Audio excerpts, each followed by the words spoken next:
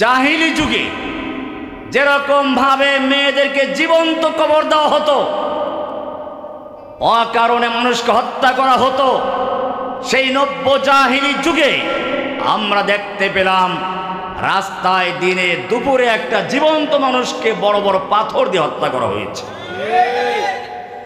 কত জুলুম, কত নির্যাতন! জাহিলি যুগে এরকম একটা অবস্থা তৈরি হয়েছিল।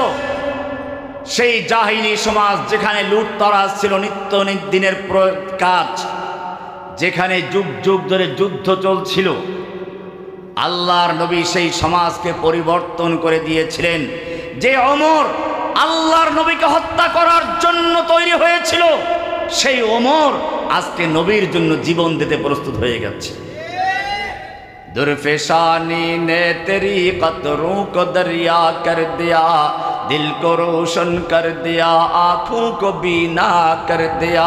खुद न थे जो राह पर औरों के हादी बन गए, क्या नजर थी जिसने मुर्दों को मसीहा कर दिया।